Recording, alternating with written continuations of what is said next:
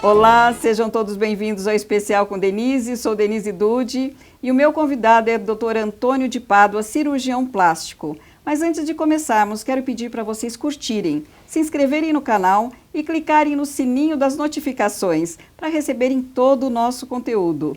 Seja muito bem-vindo, Dr. Antônio.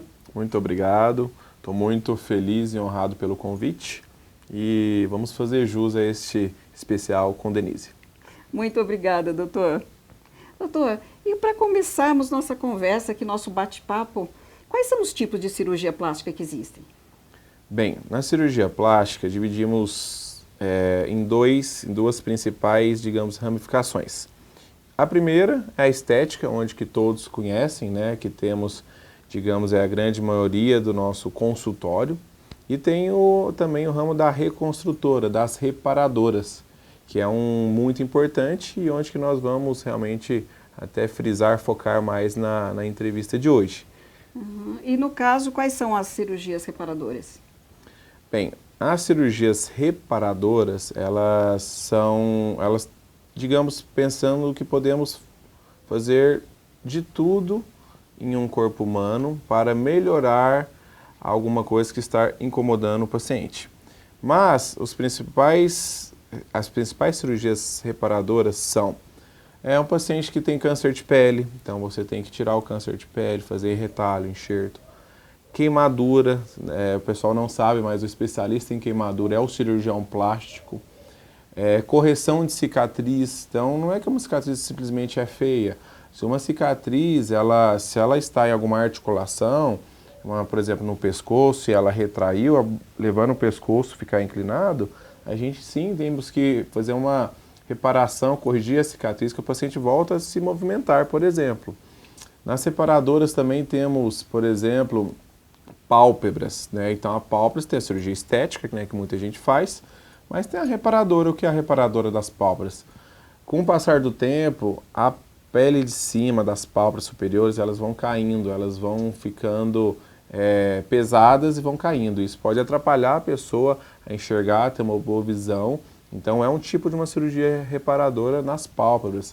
Outro tipo de reparadora é as escaras, as úlceras de pressão, é um tipo de cirurgia também. E traumas de face, por exemplo, o paciente cai, bate o rosto, não é simplesmente os cortes, mas sim fratura, quando quebra o osso da face, zigomático, nariz, maxila, mandíbula. O cirurgião plástico também é um especialista habilitado a fazer essa reconstrução. E também tem o queloide, um tipo de cicatriz errônea, digamos, que a gente fala, que a gente consegue corrigir.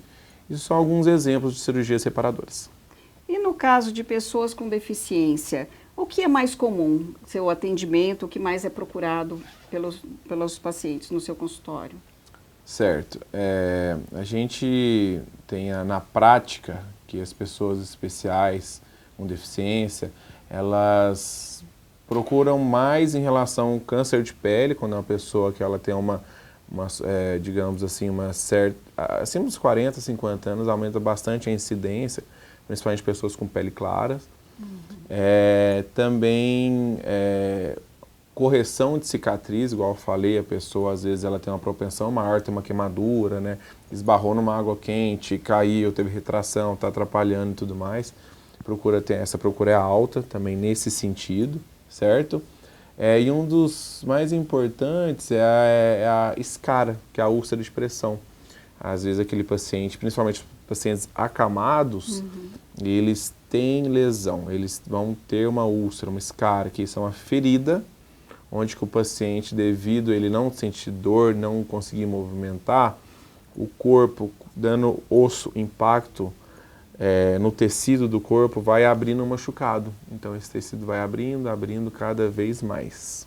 Isso é muito importante. Até uma informação que você me deu agora há pouco, a gente conversando, que é importante para essas pessoas, a prevenção, né, doutor, também das escaras, né, para que um paciente acamado está movimentando, está mudando esse paciente, né, como é que você explicou? Eu falei assim que isso é importante, né, deixar isso bem claro a todos que têm pessoas com deficiência em casa, principalmente os acamados, que a escara, a úlcera de pressão, principal conduta realmente é a prevenção, certo? Então, se você conseguir prevenir a pessoa ter, é o ideal, porque depois dela instalada, o tratamento é longo, prolongado, né? E pode ser que seja necessário procedimentos plásticos como retalhos, enxertos para corrigi-lo. E essa prevenção, ela é feita, o ideal, o mundo ideal é você conseguir mobilizar o paciente em 2 horas. Que acima de 2 horas, por exemplo, um paciente ficando de lado, com o osso dando pressão, a partir disso, de 2 horas há um dano no tecido. O tecido começa a machucar, isso começa, digamos, a necrosar, perder a circulação e abrir uma ferida. Então ela começa com uma hiperemia, que é isso? Vermelhidão, começa a ficar vermelhinha, depois ela pode ser que ela forme uma bolha, então ela pode ir aprofundando, necrosando, e depois, quando ela fica, logicamente, uma lesão aberta, aí que nós, cirurgiões plásticos, temos que intervir. Existem vários tipos de curativo, e existe, às vezes, que a gente consegue rodar um retalho, que é isso, tirar tecido das vizinhanças e conseguir fechar essa escara. Existe essa possibilidade também. Por isso que o plástico entra muito, é uma especialidade que cuida dessa área, que é o especialista em fazer retalhos, enxertos.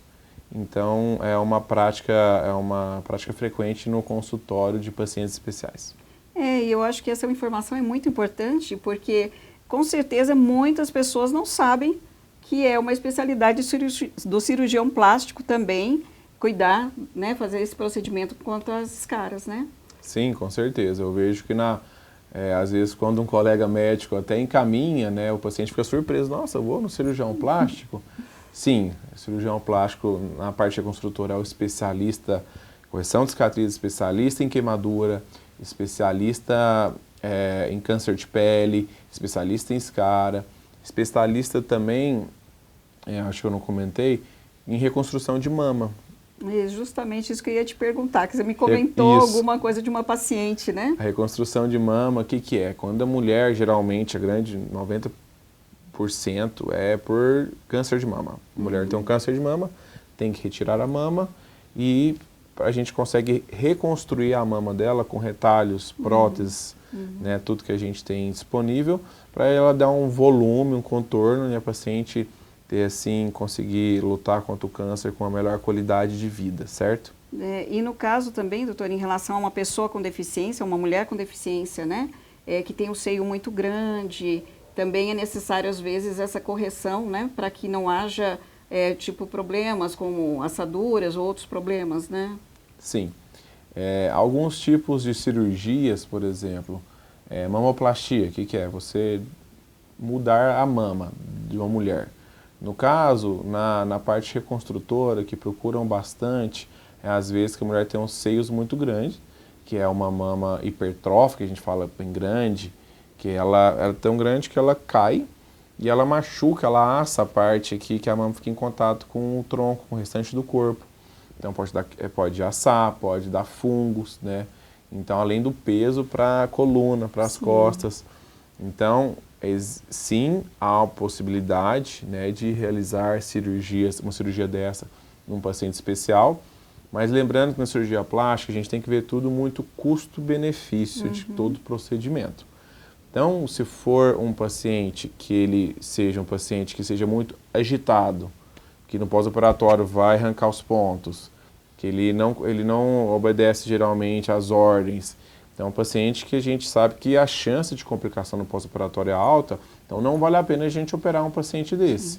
Então, numa consulta de um paciente especial, a gente tem que ver todas as nuances, fazer uma consulta muito mais profunda daquele paciente, para a gente ver se a gente consegue realmente ajudar e não fazer, na verdade, mais mal ao paciente, com certeza. Com certeza, tem que ser feita aí uma boa avaliação, né? Boa avaliação. E no caso de uma mulher cadeirante, que ela já tenha tido filhos e queira fazer uma cirurgia do abdômen, como que é feito, é recomendado?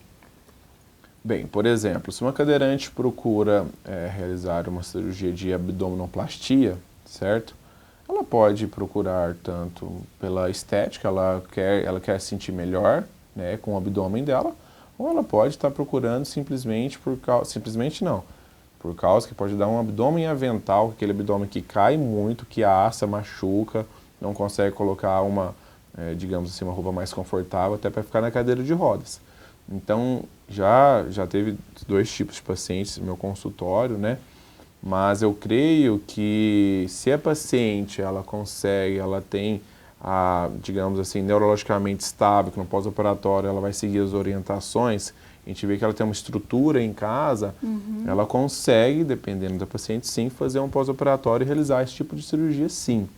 Mas, igual eu comentei, dos pacientes especiais é muito importante, uma avaliação muito profunda da expectativa do paciente, como é que vai ser o pós-operatório, para a gente saber, porque todo pós-operatório tem complicações. Pode ter complicações. Pode ter, né? E então a gente tem que avaliar paciente por paciente individualmente. É por isso justamente que esse pós-operatório é tão importante também, que seja seguido à risca as orientações do cirurgião, né, doutor? Com certeza.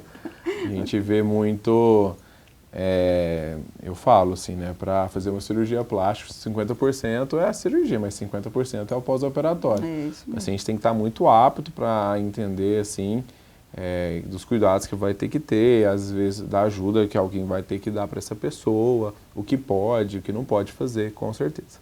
Não abusar, né, como não dizem. Não pode abusar. Doutor, e outra coisa que eu gostaria de saber, que eu acho que as pessoas têm dúvida, na hora de escolher um cirurgião plástico, como escolher um cirurgião plástico? Boa pergunta. Bem, assim, pessoal do Instagram, né, das mídias sociais, que hoje em dia não tem mais fronteiras. É verdade. Às vezes o paciente é de longe, não quer vir operar, né, comigo. Eles perguntam mesmo, assim, com as orientações. Realmente isso é muito importante. Por exemplo, um cirurgião plástico, finalizar uma residência de cirurgia plástica, né, além dos 6 anos de medicina, são mais 6 anos de residência até chegar na cirurgia plástica, que tem um pré-requisito, tem que fazer cirurgia geral 3 anos. Em alguns casos dá até para fazer em 2. Mas é assim, quando você acaba a residência de cirurgia plástica, numa carga horária de 60 horas semanais, imagina tudo que você treinou, se dedicou para aquilo. Então, além disso, você ainda tem uma prova para tornar-se membro da Sociedade Brasileira de Cirurgia Plástica. Então, assim, os pré-requisitos mínimos que eu vejo, né, se você colocar o nome do cirurgião, pesquisar no site oficial da Sociedade Brasileira de Cirurgia Plástica, ela vai já estar te indicando que esse profissional passou por todo esse processo corretamente e ele sim está apto a realizar uma cirurgia plástica que ele se propôs a fazer. Porque no mercado, às vezes, isso acontece.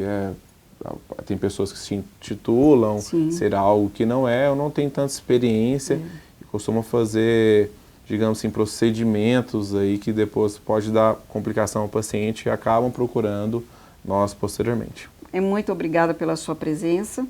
É um prazer estar aqui, ter conversado com você. Muito obrigada a todos. Agradeço a vocês que estão assistindo esse vídeo até agora. E se gostaram desse bate-papo, curta, se inscreva no canal e clique no sininho das notificações. Esperamos vocês no próximo vídeo. Até lá!